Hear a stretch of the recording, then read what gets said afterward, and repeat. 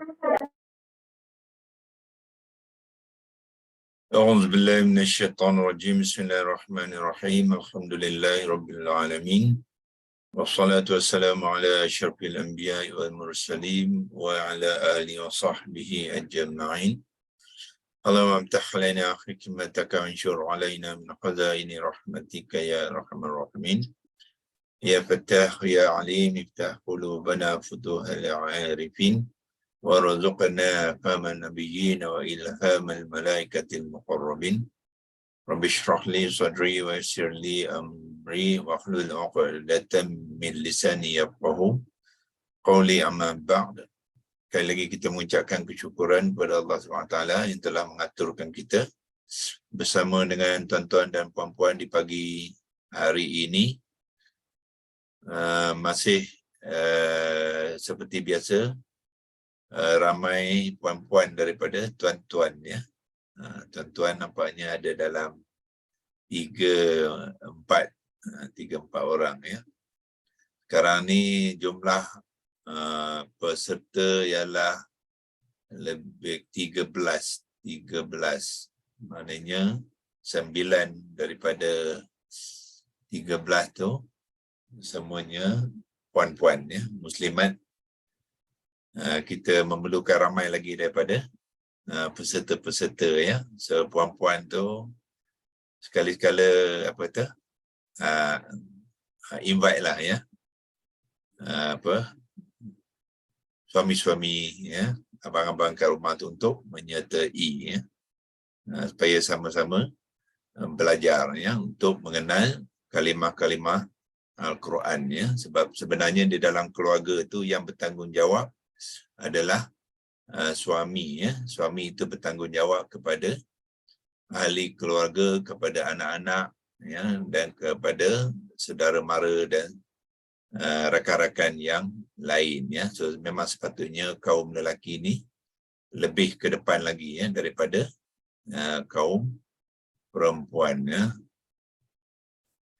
Okey, kita teruskan perkongsian kita bersambung dengan perkongsian kita minggu lepas. Hari Jumaat kita bercuti, hari Sabtu dan Ahad, dan kita masuki minggu baru hari ini 13 hari bulan 2 ya. Sudah separuh bulan Februari. Tak lama lagi kita akan masuki bulan Mac pula ya, dan kita akan memulakan bulan Ramadan ya, selepas bulan Syaban nanti. Dan untuk bulan Ramadan nanti kita akan fikirkan ya, sama ada kelas pagi ini kita akan berjalan seperti biasa, mengikut kepada kalau program-program yang biasa ya, yang diadakan pada bulan Ramadan. Kalau tuan-tuan dan puan-puan ada pandangan ataupun input ya, boleh beritahu ya, awal, jadi kita buat perancangan ya. Dan yang sudah pasti ialah kelas pada malam hari yang kita selalu adakan pada pukul 9:30 malam akan kita susun semula ya. Untuk bulan Ramadan kita adakan pada siang hari untuk sebulan ya. Selepas pada bulan Ramadan kita akan sambung semula pada waktu malam ya. Dan sudah tentunya Ramadan tu kita semua akan menunaikan solat tarawih semua tu. Jadi saya percaya peserta-peserta tidak dapat meneruskan pembelajarannya di malam hari ya. So, itu kita akan aturkan semula nanti insya-Allah.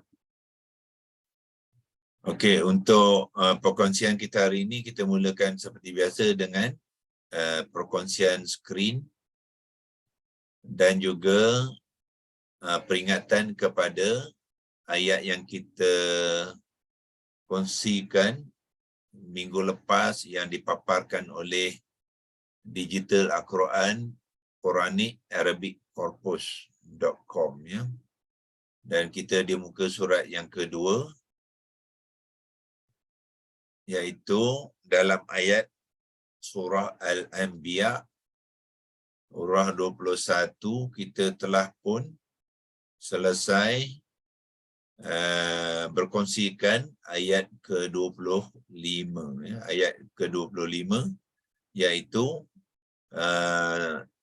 bahagian kedua daripada ayat tu Allah mengatakan illa nuhi ilaihi annahu la ilaha illa ana fa'budun, dan kita pun telah berkongsikan pengenalan kepada kalimah fa'buduni ya, kita pecahkan dia hari itu kepada 4 komponen ya, itu fa ya, fa istinafiah, kemudian u'budu, bila kita pecahkan dia bila kepada mufrad dia jadi u'bud, dan kemudian ditambahkan waw dengan alif ziyadah sebagai fa'il dia ya, fa'il waw alif ziyadah, kemudian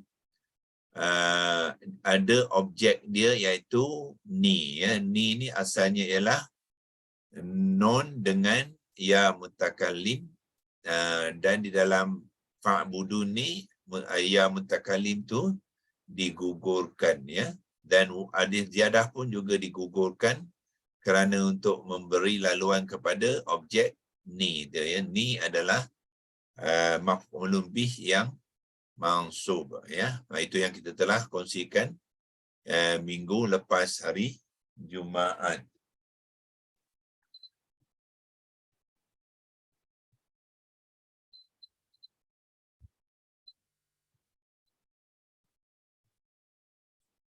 Okey, insyaAllah hari ini kita akan sambung dengan ayat seterusnya untuk mengenal kalimah alif lam ha, daripada alif lam ha, iaitu ayat yang ke 29 ya. Ayat yang ke-29 kita akan tengok di situ. Boleh kita besarkan sikit? Boleh. Ya.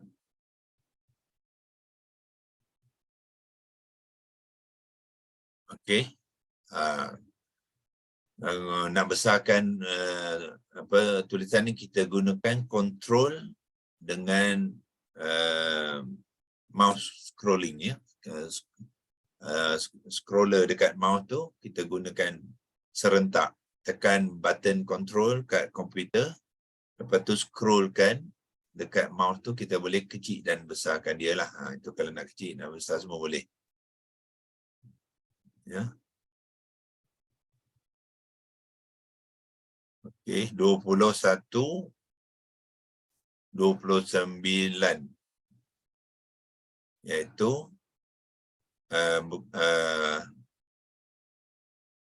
okey ya.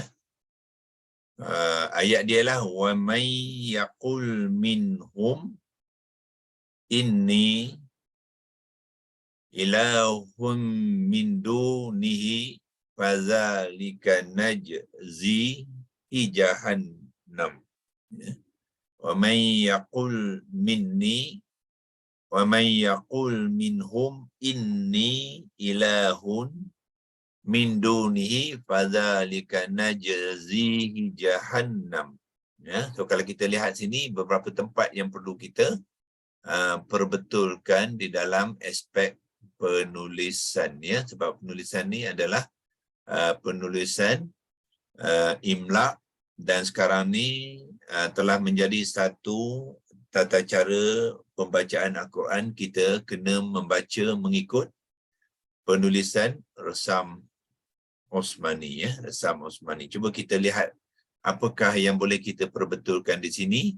Kemudian kita akan bawa dia dan betulkannya di dalam menggunakan Arabic keyboard Lexilogos ya.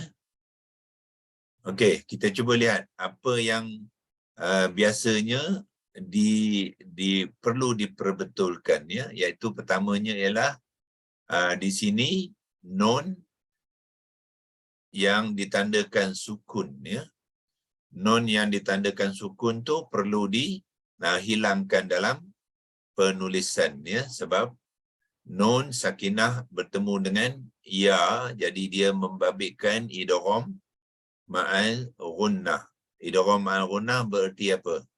Bererti nun ini ya telah dimasukkan ke dalam ya, ya. Nun itu dimasuk ke dalam ya. Jadi nun ini tidak lagi dibacakan, ya, disebutkan kerana dia sudah diidghamkan ke dalam huruf ya, ya, menjadi idgham ma'al gunnah. Bermakna apa? Apa yang berlaku apabila nun ni dimasukkan dalam ya? Bermakna makhraj dan sifat nun ni telah pun dimasukkan ke dalam ya. Jadi apa yang kita sebut nanti ialah makhraj dan sifat ya, ya. So pada huruf nun yang sukun ni, makhraj dan sifat dia tidak lagi dibaca dan disebut, melainkan sifat dengung khasyum saja, ya. Sifat dengung khasyum, ya. Mana datangnya sifat dengung khasyum? Dia adalah sifat semula jadi kepada nun yang sukun. Kerana nun sukun adalah dalam kumpulan huruf al-khasyum. Al-khasyum ni ialah apa dia? Al-khasyum ialah rongga hidung. Ya, rongga hidung. Jadi apabila terdapat huruf nun yang sukun dan juga mim yang sukun, automatically dia ada sifat dengung khasyum. Yang dipanggilkan dengung khasyum kerana masa menyebutnya suara dan udara kita akan dialirkan ke rongga hidung dan dia akan mengambil sifat dengung. Ya, jadi sifat dengung itulah yang dikekalkan di sini. Sifat-sifat asal dia iaitu sifat berlawanan pada nun telah dimasukkan ke dalam ya, so dia tidak lagi disebutkan. Termasuklah makhraj nun tu pun tidak lagi disebutkan. Sebab itulah dalam penulisan Rasam Osmani tanda sukun tu tidak tidak ditulis, ya, dihilangkan. Bermakna kalau saya gunakan warna hijau, tukar warna hijau, so yang ni dia akan dihilangkan, ya. Tukar warna hijau pun tak tukar. Merah juga, ya. Okey.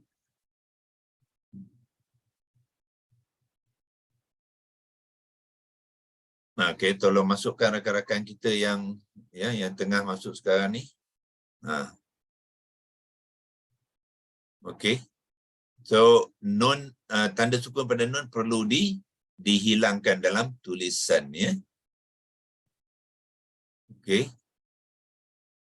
Kemudian yaqul, ya, lam bersukun kerana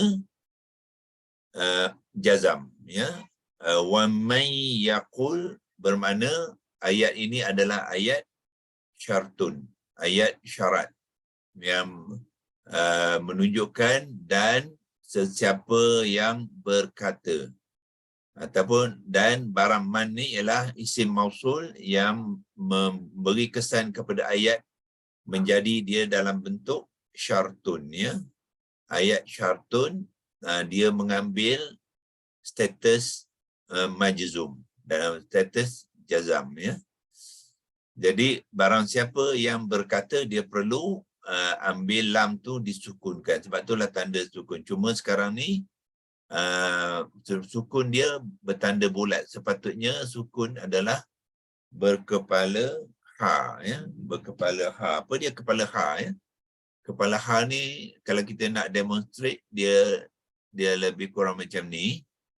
Ini ha, kita ambil kepala dia saja. Itu dia.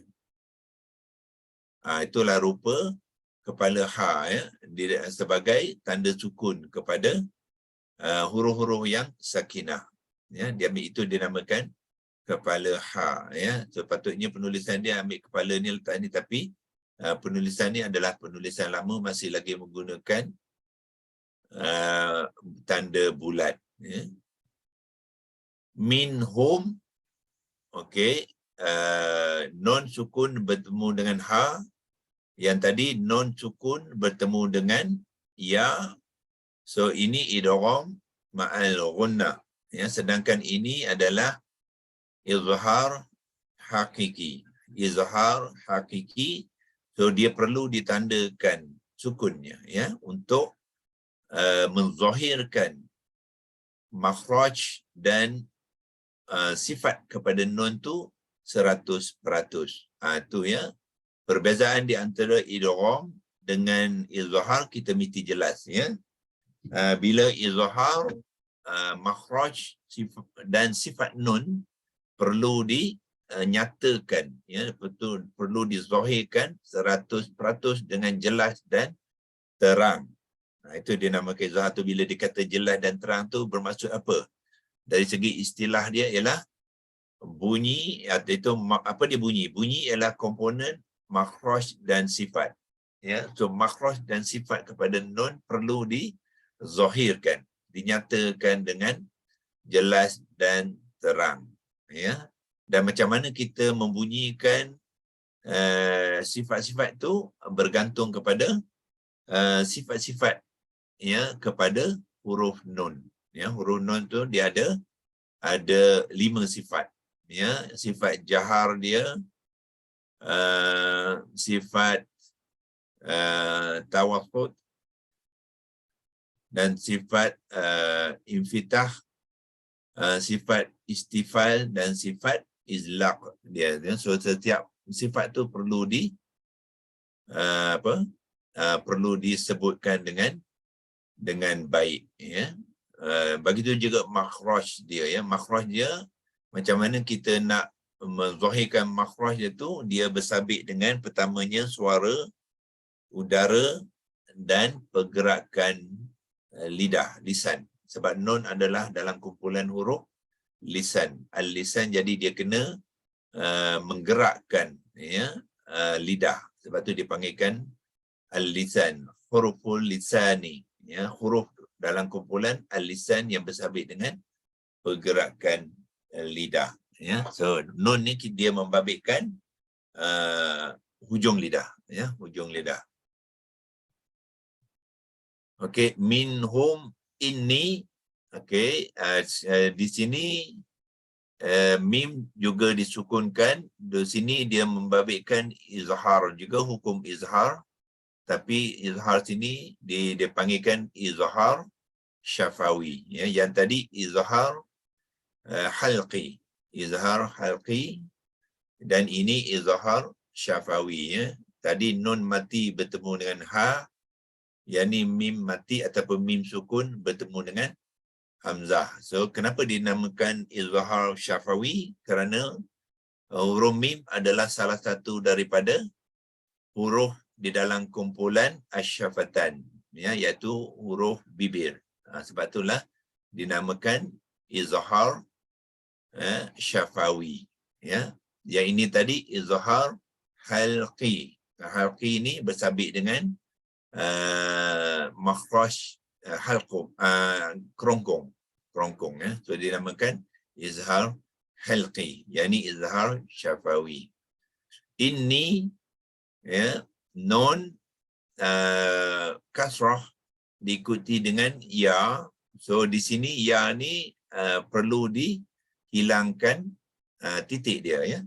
Tanda titik kepada ya 2 tu di dalam penulisan Rasam Osmani dia tidak lagi ditulis. Kerana apa? Kerana ya tu adalah terletak di hujung kalimah inni, ya.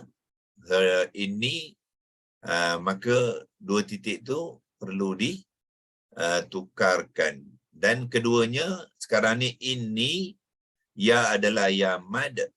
Kemudian ya mad ni bertemu dengan huruf hamzah qata', ya. Bertemu dengan huruf hamzah qata', jadi ya ni sebenarnya dia kena ada tanda panjang dia, ya. Kalau di annotation ni, kalau kita nak gunakan yang ini mungkin boleh agaknya. Kita pakai guna pensel ni, dia ada tanda panjang lah, macam tu. Ya, inni ilahun, ya. Ya mad bertemu dengan hamzah qata', dia membabitkan hukum mad munfasil, mad jaiz munfasil, ya, mad jaiz munfasil. Mad memanjangkan, jaizun ialah harus, ya, yang harus, munfasil kerana ya mad dengan huruf hamzah berkedudukan di dalam dua kalimah yang berasingan. Itu dinamakan munfasil, ya, sebab tu nama dia mad jaiz munfasil. Jadi dia perlu ada tanda panjang di atas huruf ya, ya, huruf ya tu. Ilahun, kita sudah jumpa sebelum ini. Alif ni perlu di alif kita ambil tanda kotak, ya. Alif kecil perlu diubahkan tempatnya, bukannya di atas lam tapi selepas, ya, selepas lam, kerana dia berfungsi sebagai huruf mad kepada huruf lam. So dia kena perlu diletakkan selepas, bukannya di atas, ya. Baris fathah tu tetap atas lam, tetapi alif kecil perlu diubah tempat dia. Okey, lepas tu min ilahum mindu, terdapat tanwin bertemu dengan mim, ya, tanwin yang bertemu dengan mim. Bila kita membetulkan ayat-ayat Al-Quran dari segi tulisan dan ejaan ni, kita betulkan tanda-tanda kepada hukum-hukum tajwidnya sekali, ya. So di sini terdapat tanwin bertemu dengan mim, ya. Bila tanwin bertemu dengan mim, sekali lagi dia membabitkan ataupun mensabitkan hukum idgham ma'al ghunnah sekali lagi, ya. Tetapi ada perbezaan bila idgham ma'al ghunnah membabitkan huruf mim berbanding dengan huruf ya. Ya, kalau huruf ya, ya tu tidak ditandakan tasydid, ya. Ya tidak ditandakan tasydid, walaupun nun telah dimasukkan ke dalam huruf ya, tapi huruf ya tu tidak ditandakan tasydid. So sekarang ni tanwin bertemu dengan mim, so huruf mim ni perlu ditandakan tasydidnya, ya. Dia, so maknanya bila menulis nanti mim bertasydid berbaris kasrah. Itu, ya, sebab dia melibatkan idgham, ya, ma'al ghunnah yang membabitkan huruf mim, ya. Apa yang berlaku ialah di dalam tanwin ini terdapat huruf nun yang sukun. Hukum nun sukun bertemu dengan kedua-dua huruf ni adalah huruf khayshum, ya, kedua-duanya huruf khayshum. Jadi kemasukan nun khayshum dengan mim khayshum membabitkan idgham kamil, idgham yang sempurna. Sebab itulah ditandakan tasydid ni, ya, menunjukkan terdapat dua huruf khayshum yang sempurna dengungnya, ya, dengungnya. Sedangkan di sini pertemuan huruf nun dengan ya, ya bukan huruf khayshum.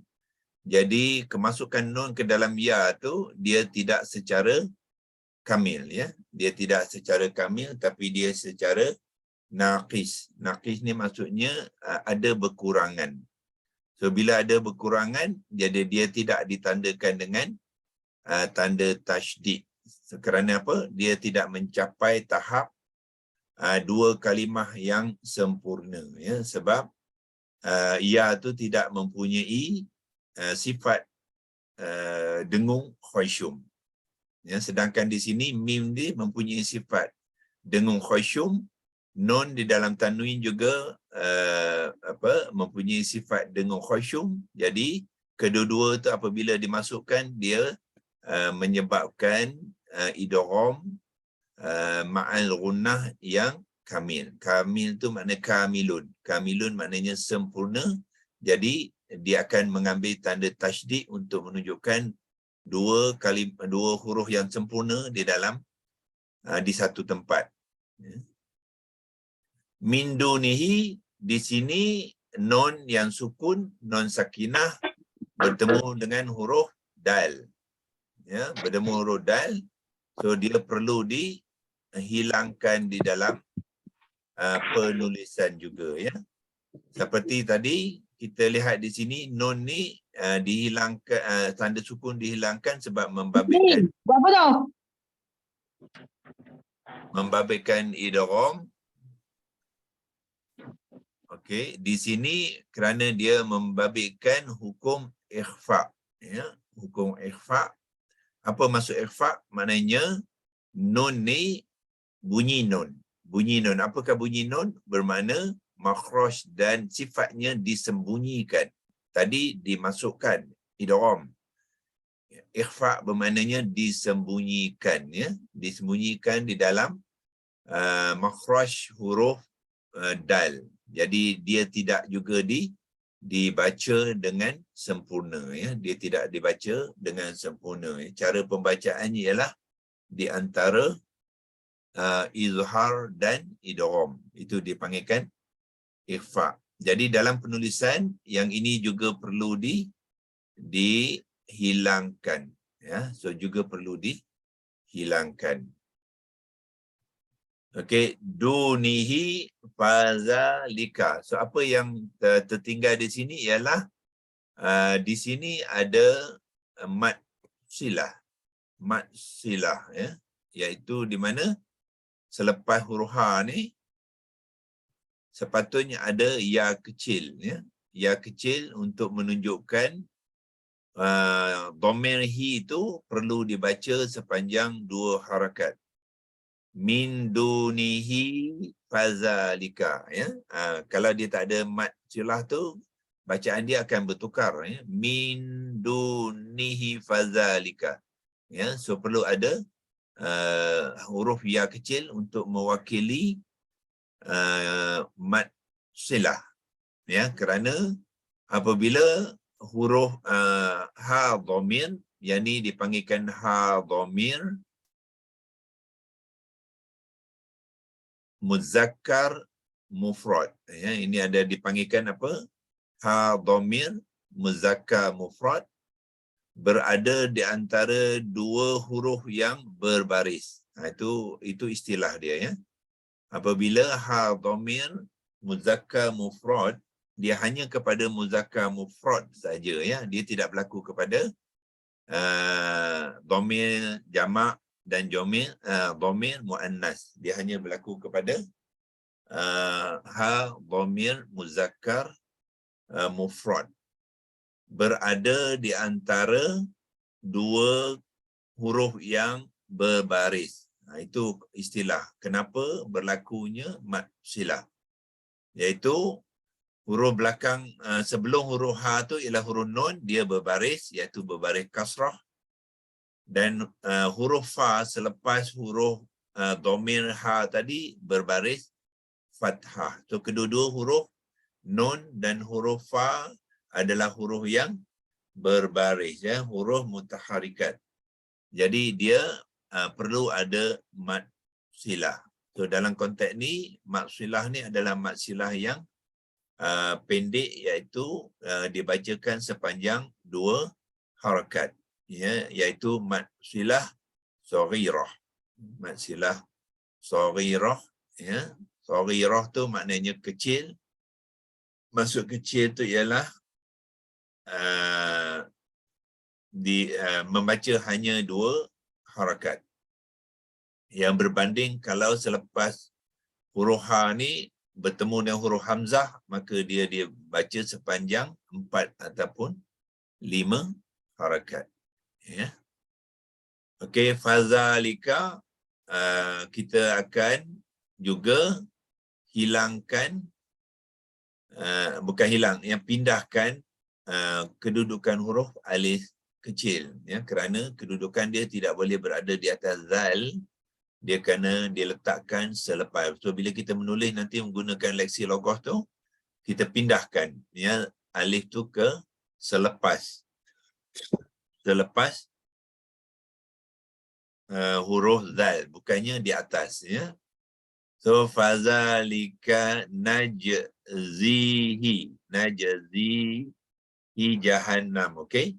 Najzi, kalau tuan-tuan bila belajar mengenal kalimah nanti, so ya, boleh lihat terdapat berapa situ, 2 komponen lah, ya, iaitu pertamanya komponen najzi itu adalah komponen kata kerja, fi'il mudhari' maklum wazan 1, ya, fi'il mudhari' maklum wazan 1. Kemudian hi itu objek dia, ya, hi itu adalah objek dia, ya. Sepatutnya objek kan, selalunya kita akan lihat mengambil baris atas, ya, tapi di sini tidak. Isim dhamir muzakkar mufrad hi itu tidak boleh mengambil baris, ya, atas. Kenapa? Sebab ya, huruf di belakangnya adalah huruf ya mad, ya. Yang kerana apa dia huruf ya mad? Kerana huruf za ini adalah huruf kasrah, ya, huruf kasrah, jadi diikuti dengan ya mad. Jadi kalau ada dhamir, ha dhamir muzakkar mufrad, dia tidak boleh mengambil baris depan, dia mesti mengambil baris baris kasrah. Tapi status dia adalah mansub, ya. Status hi di sini, ya, kalau kita padamkan sikit supaya dia tidak mengganggu, ya, padamkan ni, ya. Hi ni tuan-tuan, ya, status dia adalah mansub, ya. Ambil warna merah, mansub, ya, dan akan mengambil baris kasrah, ya. Dan akhir sekali jahannama, ya, najzi hi jahannama. Jahannama ni adalah isim alam, kita panggilkan kata nama khas, ya, yang diberikan kepada neraka, ya, api neraka. Salah satu daripada namanya adalah jahannama, ya, jahannam. Jadi jahannam ni dia adalah dalam kumpulan yang dipanggilkan mamnu' minas sorfi, ya, kalimah-kalimah di dalam kumpulan mamnu' minas sorfi ataupun ghairul munsharif.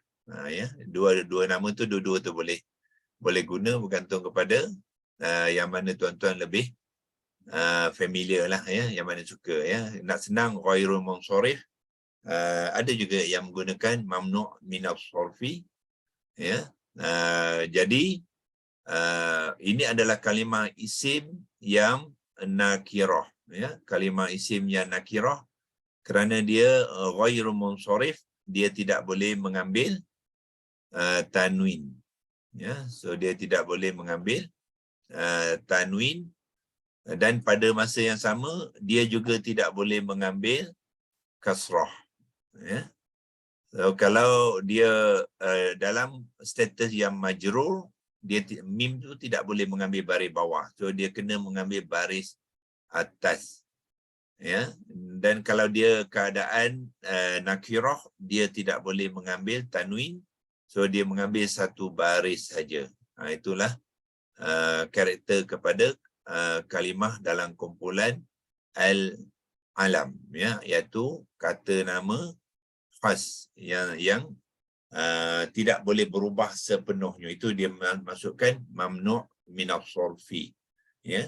Dia tidak boleh berubah sepenuhnya sebagaimana kalimah-kalimah mu'rab yang lain, ya. So dia ni di antara mu'rab dengan mabni, ya. Mabni penulisan dia baris langsung tidak boleh diubah, ya. Mu'rab boleh diubah daripada dhammah kepada fathah kepada kasrah.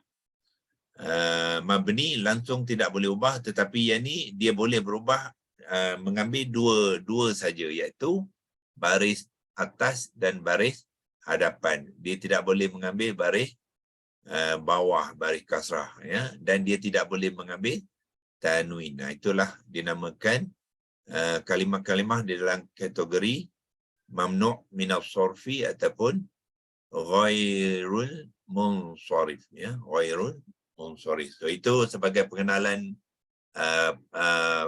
awalan untuk kita mengenal, ya, setiap kalimah di dalam Al-Quran tu dari aspek penulisan, ya. So bila aspek penulisan tu dia mesti terlibat sekali dengan aspek sorof, aspek nahu dan aspek tajwid, ya, perlu dibincangkan sekali, ya. So nanti besok kita akan buat penulisan dia, ya, pembetulan tu di dalam leksi logos, ya, insya-Allah.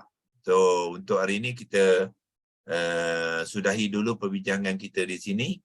Kalau nak simpan di sini, tuan-tuan boleh boleh ambil snapshot, ya, print screen, dia panggil print screen, dan simpan dia dalam screenshot, ya.